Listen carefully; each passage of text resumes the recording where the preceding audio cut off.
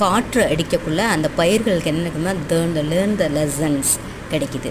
ஓகேங்களா? காற்று அடிக்கக்குள்ள வேறு இன்னும் ஆழமாக ஊனி எப்படி இருக்கணும் அப்படின்னு கற்றுக்குது. பெரும் வெள்ளம் வரக்குள்ள தேவையான தண்ணீர் எடுக்கணும், நிறையா தண்ணி எடுத்துடக்கூடாது அப்படின்னு பாடத்தை கற்றுக்குது.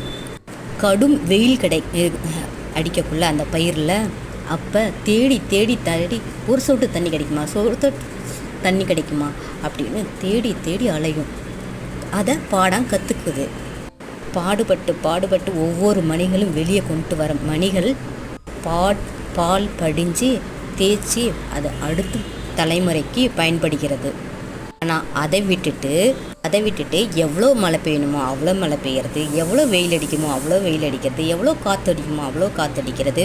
புதுசாக வளரும் பயிர்கள் அது நெல்மணியை சாவி பிடிச்சி தான் போகும் தவிர நெல்மணி